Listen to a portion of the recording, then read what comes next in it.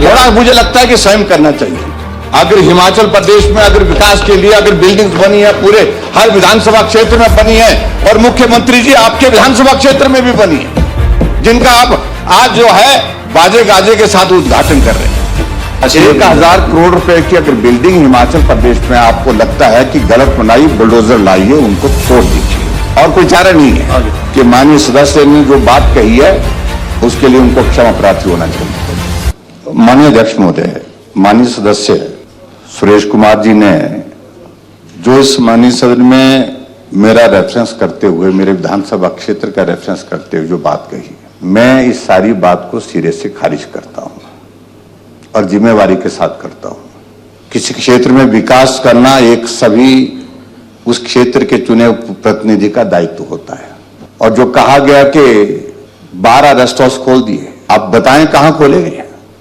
कुछ दिन पहले जब पिछला सत्र था उसमें एक जिक्र आया कि जेजेएम के अंतर्गत सराज विधानसभा क्षेत्र और धर्मपुर विधानसभा क्षेत्र को टारगेट किया गया।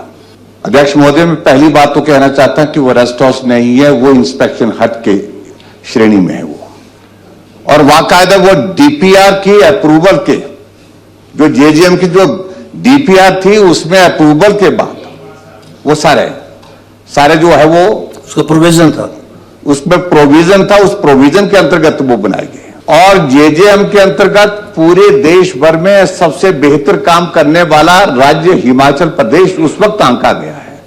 हमें उसका इंसेंटिव भी मिला, आपको मालूम है। चलिए, ये तो ढंग से, लेकिन बेवजह की बात को लेकर के बार बार ये वो प्रोविजन आपकी कॉन्स्टिट्यूंसी में क्यों था, या नहीं प्रोविजन और जगह भी, और ये प्रश्न पूछा गया सिर्फ हमारे विधानसभा क्षेत्र का, धर्मपुर विधानसभा क्षेत्र का, लेकिन पूरे प्रदेश भर में एक नहीं अनेकों जगह इस प्रकार से इंस्पेक्शन हट के प्रोविजन उसमें शामिल थे, वो किए गए।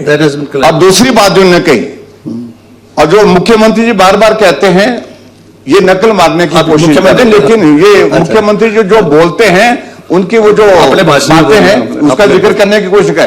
1000 करोड़ रुपए की बिल्डिंग बना दी गई। चलिए प्लीज, वो अपने भाषण 1000 करोड़ रुपए की अगर बिल्डिंग हिमाचल प्रदेश में आपको लगता है कि गलत बनाई, बुलडोजर लाइए, उनको तोड़ दीजिए। चलिए, थैंक यू। और कोई चारा नहीं है, ये कब तक गाते रहेंगे? चलिए ठाकुर साहब, और जो भी विकास कार्य अगर हुआ है किसी विधानसभा क्षेत्र, जनप्रतिनिधियों के कहने पर हुआ है, क्षेत्र की आवश्यकता को ध्यान में रखते हुआ है।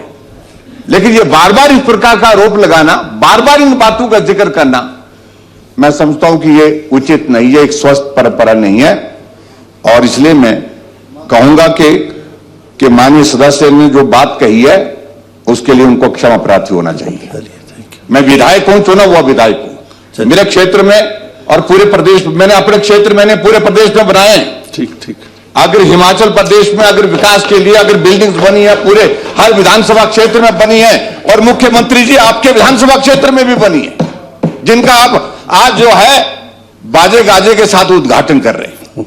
वो भवन भारतीय जनता पार्टी की सरकार के दौरान बनाए गए हैं, जिनका आप आजकल उद्घाटन कर रहे हैं, रिबन काटने के लिए वहां पर पहुंच रहे हैं। चलिए ठाकुर साहब, आगे थोड़ा मुझे लगता है कि स्वयं करना चाहिए। अनावश्यक रूप से गलत बातों का जिक्र बार बार करना, ये आदत का हिस्सा मत बनाइए। चलिए, आप जो काम करेंगे लोग उसको याद रखेंगे। हमने अगर काम किया है लोग उसको याद रखते हैं, तो इसलिए मैं यही कहना चाहूंगा कि बार बार इन शब्दों का इस्तेमाल करना उचित नहीं है।